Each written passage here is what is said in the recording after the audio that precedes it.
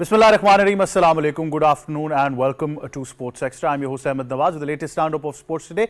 Let's take a look at what we're discussing. First of all, we tell you about the Paralympic Games 2024 to be held in Paris, and we will be talking about Pakistan's representation and the composition of the Paralympics Committee in Pakistan as well, and a bit of history that needs to go in there as well. So we'll be talking all about that, and of course, in detail, we'll give you all the updates regarding Pakistan's participation. Then we move on in the second half of the show. We'll be discussing cricket. Pakistan's test match is underway against Bangladesh at the Pindi Cricket Stadium. So we'll give you all the updates as the day proceeds to closure of day 2 on stumps, and then we'll give you the latest updates regarding that as well. So starting off our segment with the Paralympics first of all, and like I said that there's a lot of details that need to go in there as well, but we're very honored to be joined by people who will be talking more on this. First of all, very honored to be joined by the Honorable President of the National Paralympic Committee for Pakistan, Dr. Tariq Mustafa. Assalamu alaikum, sir. How are you? Walaikum assalam. Sir, thank you very much for joining us. We've also been joined by the Honorable Secretary General, Mr. Imran Shami. Assalamu alaikum, sir. How are you? Walaikum assalam. Sir, thank you very much for joining us. And we've also been joined by Pakistan's representation in the Paralympic Games in 2024, a man of many talents who already has brought so many laurels for Pakistan. We're very honored to be joined by Mr. Haider Ali. Assalamu alaikum, Haider. How are you, sir? Walaikum salam. I am fine. Thank you very much for joining us. Now, of course, there's so much that needs to go into perspective as well, and I'll be giving you all the details. But first of all, I think let's take a look at a very important report that we've got. Haider Ali, born on December 12, 1984, is an all-around Pakistani para-athlete. Haider has been a consistent and remarkable representative for Pakistan in 2008, 2012, 2016 and 2021. His historic journey began at the 2008 Summer Paralympics in Beijing, where he clinched Pakistan's first ever Paralympic silver medal in the F37-38 long jump. His determination have led him to achieve a unique record. He is the only Pakistani athlete to have won a Paralympic gold, silver and bronze medal. In the 2016 Rio Paralympics, Haider secured a bronze medal in the T37 long jump, marking Pakistan's first Paralympic bronze. He won Pakistan's first ever Paralympic gold medal in the F37 discus throw at the Tokyo Games with a throw of 55.26 meters. This victory solidified his place as a national hero and a symbol of inspiration. Beyond the Paralympics, at the 2010 Asian Para Games held in China, he earned a gold medal in the F38 long jump and a bronze in the T38 100 meter, further showcasing his all-around athletic prowess. As Pakistan's only Paralympic medalist, Haider Ali continues to be a beacon of hope and pride for his country. His achievements not only highlight his personal dedication but also bring attention to the potential of Pakistani athletes on the global stage, especially as he looks forward to competing in the Paris 2024 Paralympics. There you have it, some great moments of our national hero Haider Ali. We'll be talking about that, but right after this short break. Stay tuned.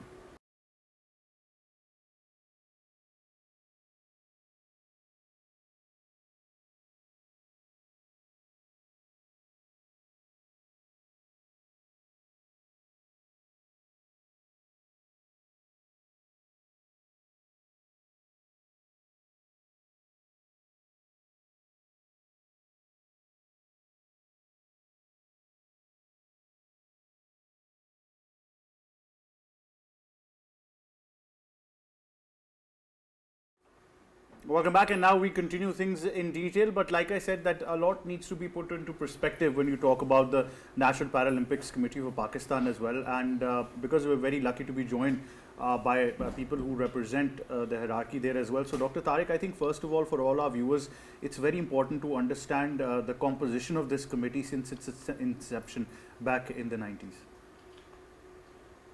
Yes, sir. Yes, the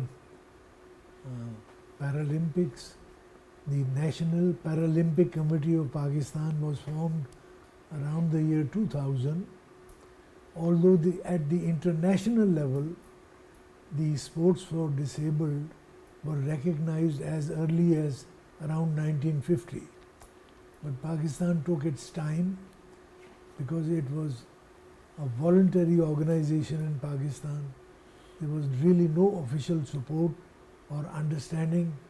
People knew about the Olympics, but very few people realized that there is such a thing as Paralympics for people with disabilities.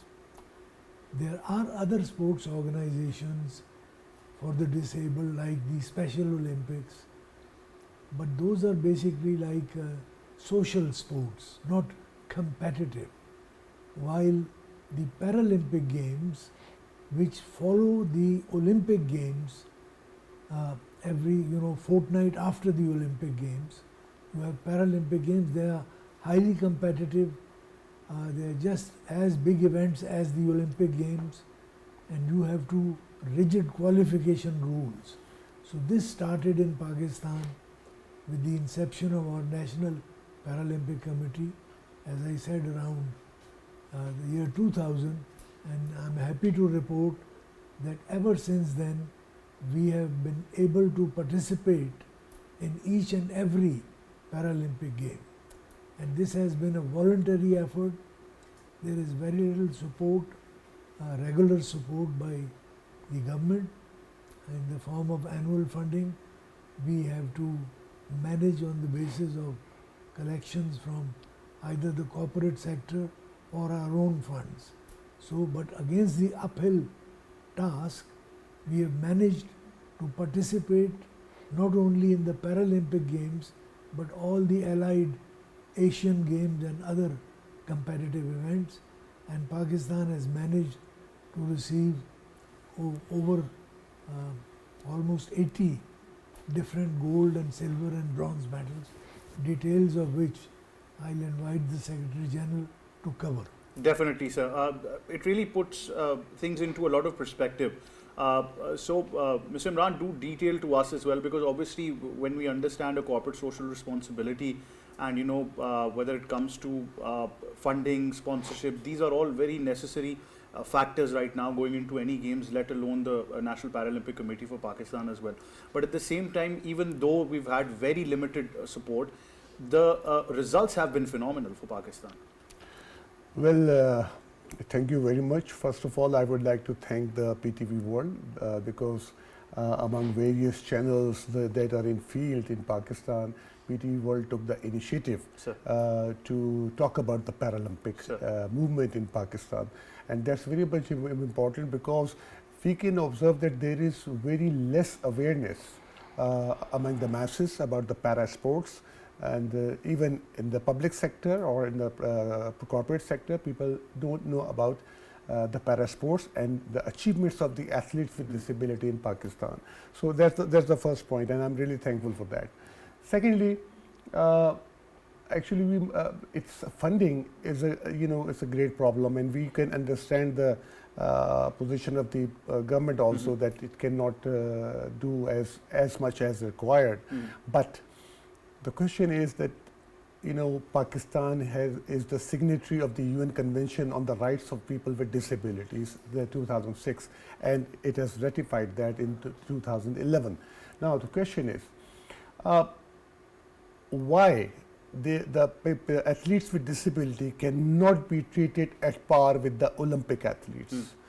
What we say is, in the National Paralympic Committee of Pakistan, we don't want funds, we don't want money, we don't want anything else. What we want is that a government should take steps to give equal opportunities to the persons with disabilities, and they should, I think that the government should come forward, to patronize the para sports in Pakistan, and whatever we can do, we will definitely do. And thirdly, we must know what problems are there in the challenges that that we face in promotion of Paralympic movement in Pakistan. And the first thing is that lack of awareness, as I've talked about it, and I would request the PTV World and also the other channels of the electronic media to please expose and show, demonstrate the abilities of the athletes with disability. As you know, since its inception, the National Paralympic Committee of Pakistan, the athletes with disability have been able to secure 79 medals, out of which were 26 gold, 27 silver, and 27 bronze. Absolutely. So, I mean, you know, such a great performance by our athletes. It's a phenomenal number, sir. Yes, I mean, it's phenomenal a number. Yeah, exactly. And secondly, you know, that's very much important is that, you know, everybody should know that para sports, you know, are not, or you can say the para sports competitions are not held, you know, on mere, you know, courtesy or sympathy of disability or a sort of a recreational sport. No. These are held exactly on Olympic standards. Absolutely. You know, professional realm of sports. professional, exact. So, I mean, they should not, the effort they have made, you know, despite having lack of facilities, the facilities, sports facilities in Pakistan are not accessible to the persons with disabilities. So, the first thing we need to do is that the government and the provincial governments, not only the federal government, but the provincial governments also should move forward and make all those sports facilities accessible for persons with disabilities. Sure. Thirdly, you know, we need equipment. You know, equipment, sports equipment is, and you know, there are many sports equipment which are not produced in Pakistan. When we import them, they cost very high. So it's very much necessary that we must go through, you know, in the details and resolve the issues Absolutely. that are being faced by for the promotion of the Paralympic movement in Pakistan. And lastly, what I would suggest is that, you know, participation is very much important. You know, we are going to the Paralympic Games in Paris with only one athlete. Why? We do have the athletes, but the problem is that we cannot get them qualified, and qualification is based upon participation of events, and they have to become, you know, on the ranking list. They have to come on the ranking list. That Otherwise, requires extensive participation in all of these. yeah, exactly. The similar type of participation. So I think that we would request, you know, the provincial governments also to come forward, and the federal government. And I am really thankful to the Prime Minister of Pakistan. You know, he has recently announced 1 billion fund, endowment fund for the sports development. But we believe, you know, that the para sports will also get their due share in that fund. Absolutely. And hopefully, after listening to this, I think that specific orders shall be given, you know, to take care of para sports as well. Absolutely. In Pakistan. And I think that's why we're here for. So Yeah, I think it's yeah. our social responsibility as well to make Exactly. sure that these things reach certain quarters. I think it's more about the infrastructure support and the logistical support that is required Exactly. for our athletes to go forward as well. But Haider, you're representing Pakistan this year. So first question would be, how are you feeling? How is the training like? And you know, what are your expectations as well? जी अल्हम्दुलिल्लाह अभी जो मैं Paris Paralympics के लिए जा रहा हूँ तो काफ़ी मेहनत की है। तकरीबन मैं जो घर पे भी जब होता हूँ तो मैंने कभी अपनी स्पोर्ट्स की ट्रेनिंग नहीं छोड़ी, और इसी पैरालंपिक्स को मद्देनज़र रखते हुए तकरीबन साल 2 साल से मैं ट्रेनिंग कर रहा हूँ, और अल्हम्दुलिल्लाह मुझे उम्मीद है कि मैं अपने प्यारे मुल्क का नाम पेरिस में रोशन करूँगा और पाकिस्तान का झंडा लहराऊँगा। Inshallah. So what Haider means that he's ready to make the country proud, and he's been training extensively even when he's been at home as well. So that's the vision and the hard work that he's putting into it. But Haider, it is very important to understand your journey. When you won the gold medal before as well, what was the feeling like at that time when you made that record throw in the Olympics? जी last जो मैंने Tokyo Paralympics में gold medal जीता था तो वो मैं feeling लफ्ज़ों में बयान नहीं कर सकता कि जब आपके मुल्क का झंडा और तराना पूरी दुनिया के सामने बज रहा हो और आपका झंडा लहराया जा रहा हो, तो जब झंडा लहराया जाता है तो स्टैंडिंग ओवेशन होता है। तो ये मेरा ख्वाब था जो लास्ट टोक्यो में पूरा हुआ, और इंशाल्लाह उसी को मद्देनज़र रखते हुए अभी दोबारा उसी उम्मीदों से उसी जज्बे के साथ जा रहे हैं। Inshallah, inshallah. So Haider says he can't describe it in words, but this is the most proud moment for any Pakistani, I think, when your national anthem and your flag is raised and there's a standing ovation. But I am going to make sure that I promise Haider that once he wins the gold medal, he comes back to us, and the next interview we have is with his gold medal, inshallah ta'ala. We're going to hope for that as well. Dr. Saab, putting into perspective, as the Secretary General has identified some of the challenges as well. Like I said, that of course on the government level, be it provincial or federal, we do need patronage. That's the need of the hour. But at the same time, there is a corporate social responsibility that exists across Pakistan as well. So how important, because obviously this platform will put out a word to the corporate entities in Pakistan as well. How important is it for them to understand that they also need to step up, because obviously, you know, we're talking about a future course for Pakistan in general. You're right, it's the entire society which has to improve its recognition of the rights of people with disabilities in respect of sports. Government, corporate sector, as well as the private people, the press for example, and like you are doing this program for public awareness. Unfortunately, while we could scrape together enough resources to barely train our athletes and manage them to participate in the games, we never could raise enough resources to build up the infrastructure, the basic facilities, and reach the public to improve the awareness. So it needs effort across the board, and only when people recognize, you see, it is estimated that 10% of the population of the world bears some kind of disability. So they have rights. Those rights need to be recognized, and they are recognized through providing them with these facilities. This is their basic constitutional and moral right, which must be met by all rungs of society, and our effort is to provide them this opportunity. Absolutely, and I think this responsibility falls on all of us. We can be from any segment or part of society. I mean, when you talk about the pillars itself, media being one of those, then it comes to a corporate social responsibility, any kind of support, because also, you know, when it's mentioned that it could be logistics, it could be providing infrastructure, it could even be providing a platform, for training facilities for these athletes as well. That also goes a long way. But Imran Sahab, as the Secretary General, what would be your message out there to corporate entities, apart from government ranks as well, that need to step up, and frankly speaking, they have the resources that can empower our athletes and give us a platform as well? Well, thank you. Actually, you know, para sports is basically a Paralympic movement throughout the world. It's not merely, you know, sports or. Yes. And we need to understand. Everybody in society need to understand the impact of the para sports on the lives of the persons with disabilities. You know, it's really a source of transformation, you know, towards our inclusion, you know, into a better society, and into a better athlete, and into a better fully rehabilitated person with disabilities. On the other hand, you know, corporate social responsibility, when we talk about this, you know, CSR must be, you know, realized by each and every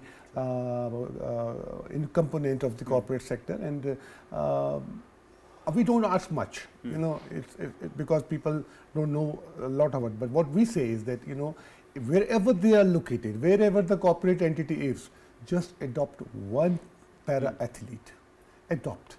You know, we will provide the technical details. We will provide what training does the athlete need, what are other needs of the athletes. So, okay, if you can adopt more, fine. But if at least each and every unit of the corporate sector in Pakistan must, you know, adopt at least one para athlete, so that, you know, this movement could be fostered and you know, taken towards its heights. Absolutely. In Pakistan. So that's what very much necessary. Absolutely. Yeah. I think it's a very small step on their behalf, yeah. But obviously, you know, a small step is towards a giant leap. Yeah. So I think that would be very necessary from all quarters. Haider, finally, I must ask you the response of your community, because you are a national hero for Pakistan. Back home in Gujranwala, everywhere you go, even there are so many athletes like you who need support. So what is your message to all of them? जी, जैसे कि मैंने Tokyo में अभी gold जीता है, इससे पहले तो लोगों को इतना नहीं पता था, लेकिन जब से मैंने टोक्यो पैरालंपिक्स में गोल्ड मेडल जीता है तो सोशल मीडिया में काफ़ी चीज़ें एक्टिव हुई हैं. लोगों को अभी अवेयरनेस आई है कि ओलंपिक के अलावा भी पैरालंपिक है, जिसमें हम पार्टिसिपेट कर सकते हैं। तो तब से लेकर अब तक तो काफ़ी लोगों का रिस्पांस आया है, लोग मतलब के बैकअप भी कर रहे हैं, हौसला अफजाई भी कर रहे हैं, ठीक है। तो मैसेज मेरा ये है कि हमारी गेम ज़्यादातर पीछे इसी वजह से है कि ये सोशल मीडिया में इतनी एक्टिव नहीं है। जैसे अभी ओलंपिक्स को पूरी हमारे पाकिस्तान ने देखा है, हमारा जो एथलीट गया उसका इवेंट पूरे पाकिस्तान ने देखा, लेकिन जब हम खेलने जाएंगे तो यहाँ पर किसी को इल्म नहीं होगा कि मतलब कोई हमारा प्लेयर पार्टिसिपेट कर रहा है या नहीं कर रहा।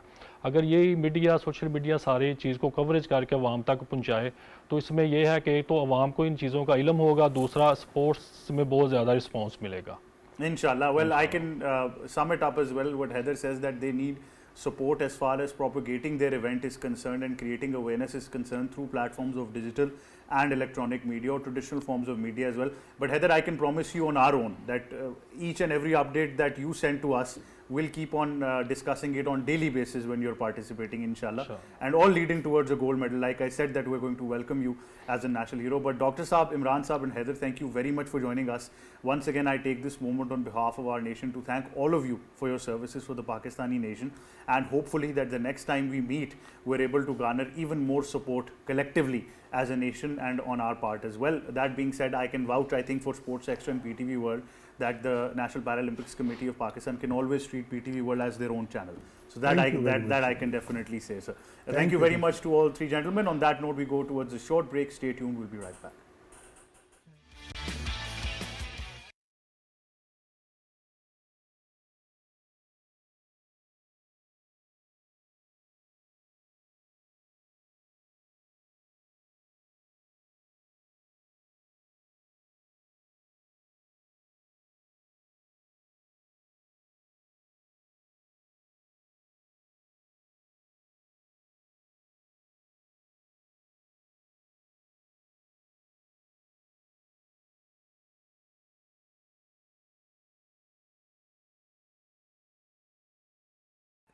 Welcome back to Sports Extra, and now we move on to our segment of cricket, discussing the Pakistan-Bangladesh Test match, which is underway at the Pindi Cricket Stadium. Joining us first of all is cricket commentator, international broadcaster, presenter, and our sports expert, K. Asif Ahmed. Assalamu alaikum. How are you? Walaikum assalam, Ahmed. I'm perfect. Thank you. We've also been joined by a first-class cricketer and our cricket expert, Kashif Majid. Assalamu alaikum. How are you? Walaikum assalam, Ahmed. Thanks to Almighty, perfectly all right. Thank you very much for joining us as well. Kashif, of course, like I said, that Pakistan have been brilliant. They're declared on 448 for 6, and in reply, Bangladesh in about 10 overs are 22 without losing any wicket. So far, they've batted very well. I think the fact is that when we talk about initially the way things were unfolding, Pakistan 16 for 3, and coming back after that was a remarkable performance from Saud Shakil, who made 141. Mohammad Rizwan remained not out on 171, both sharing 240 runs partnership. And then, of course, we had Saim Ayub, who also scored a half century, Salman Ali Agha and Shaheen Afridi with some important runs that also made the difference. Kashif, how would you sum up proceedings? Now we're moving to the close of day 2, obviously.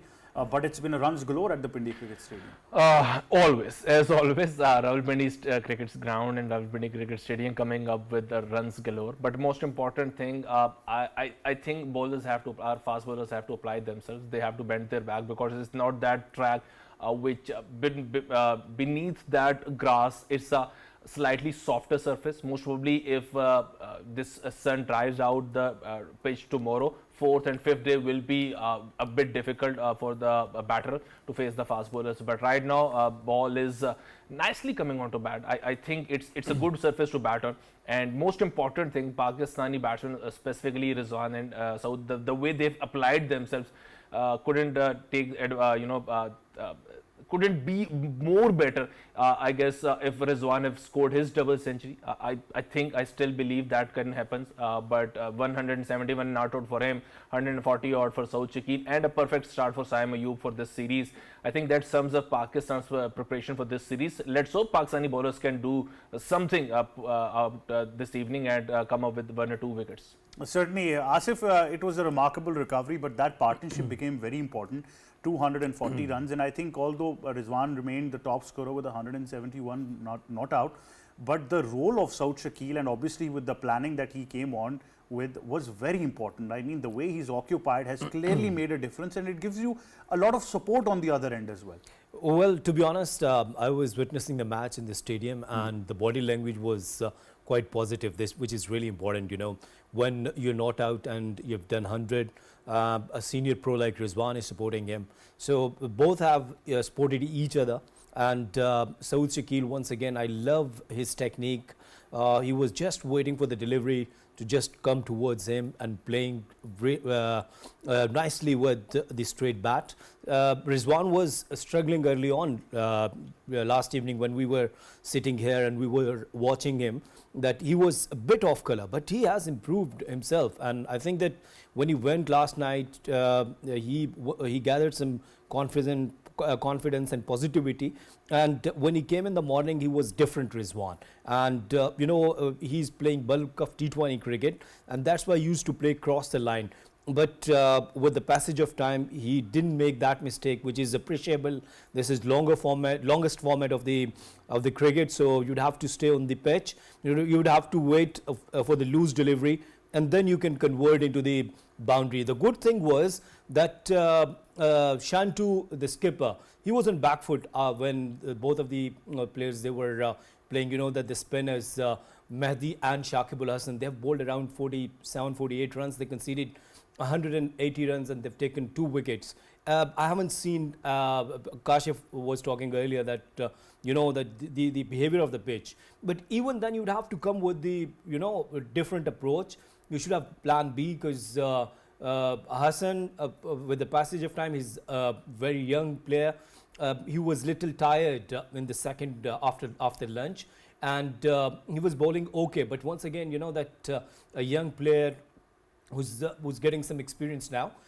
Yesterday he has bowled so nicely when we were talking about him. So rest Saud Shakil and Rizwan, they played tremendously. But when I talk about Shantu as a skipper, he was on the back foot. He was leaking runs easily. He didn't make any change in the fielding.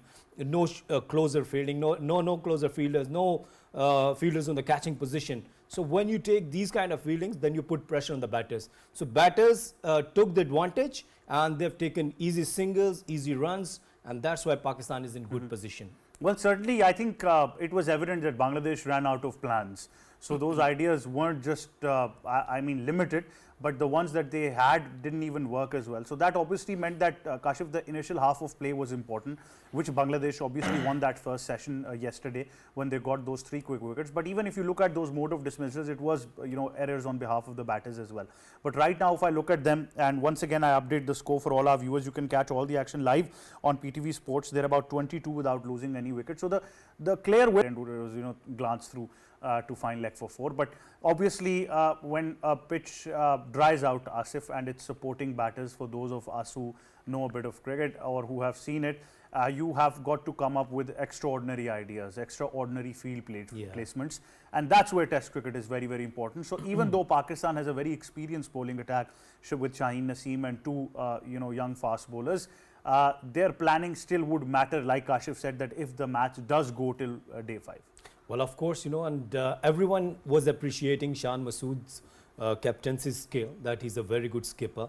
Let's see that, as you pointed out rightly, that Shehzad is coming round the stumps. It's better if he's coming, if he's coming over the stumps and then he's taking 2 slips in a gully position.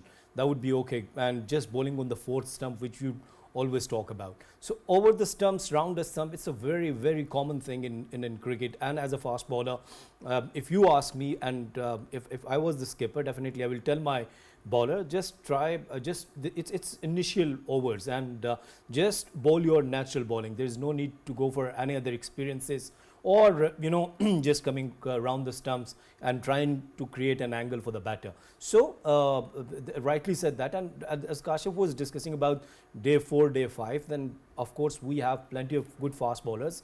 We have very good runs, around 447, and then what does it mean that? Right, Asif, if you could just allow me, I'll just give a small update. So stumps, they will take some rest. The Pakistani bowlers, they will come with new idea. The batters, of course, they will. Then don't give them time to get settled down there. Bowl good deliveries, bold fuller deliveries actually, and push them to play drive and there would be any chances to get nicks and slip, and then if you are okay with your fieldings, I think that you can put pressure on the Bangladesh. Yes, Kashif, what would be the strategy now going into the first session on day 3? I think ask them to drive the ball with umbrella-like field, short cover in place, most probably a leg slip in place for the Khurram Shahzad bowling around the wicket, then a wide-ish gully. So a scattered umbrella-like field, because ball is not carrying on. I still believe if tomorrow is again a sunny day, that this pitch slightly behave in the favor of the bowlers, and so on and so forth till the 5th day. So most probably this is a tricky day for tomorrow, and third day of the game is always a tricky day. So Pakistan will be thinking of early wickets with both left-handers on the crease. I fancy bowling with Salman Ali Agha, his off spinner. He's a good off spinner. He's more than a part-time off spinner, so he can came into the action. But the first hour will be with Shaheen and Naseem Shah, asking them to allow batsmen to play their drives, and this is where they'll get the chance. Right. So yes, this is how we should go on. I'm going to come to the million-dollar question. I don't know if we can line up yesterday's 3 dismissals. We showed them to you yesterday for Pakistan. I don't know if we can get them in a while. Million-dollar question, Asif, Shan Masood's dismissal. I've been seeing a lot of things said on social media, but the video is adamant of Shan's reaction, where he's explaining to Jason Gillespie out in the dressing room. So he's clearly unhappy with that dismissal. Well, I think that being sportsman, you should show that you are raising questions. I think that it's unfair. Being a cricket commentator, I won't appreciate this kind of attitude. But your first... what I'm saying is, I'm not the judge, I'm not the umpire. Umpire has given out, and thank you, it's out. It's an out route, because as a batsman, there is always a possibility. The moment you nick the ball, you always tempt to see whether it's gone to the keeper and whether it's taken a clean catch or not. It's always the case, because you can say 99% the case, because the moment as a batsman you nick the ball, you always tempt to see whether the keeper or the slip squadron has taken the catch cleanly. With this dismissal, but when we talk, hot spot is also a very important, Judge. I remember Rizwan's case in Australia, when he was shaking his elbow or when he was shaking his arm, and in the real sense the camera says that ball has touched a part of his glove. I think, to put it into a nutshell, there is always a difference of one frame in between what we saw on a small frame where, of course, the third umpire calls for the TV director to give it, rock and roll this one. So you just check and look like something's up. So I think that's the case. But that wraps it up. Thank you very much. If Yes. Shirazi sir was unhappy, I think you can ask the question again from Chaos. Yes. So Well, I will definitely see. To be honest, that I'll go with the umpire. This is what I said yesterday. Yes, right. So, Asif, Kashif, thank you very much for joining us on Sports Extra. Pakistan have ended day 2 on a very positive note. Hopefully, day 3, complete days of play. So, first of all, credit that we got complete days of play. So, I hope that the next 3 days we get complete hours of play as well. That wraps it up from me and my entire team. It's goodbye for now.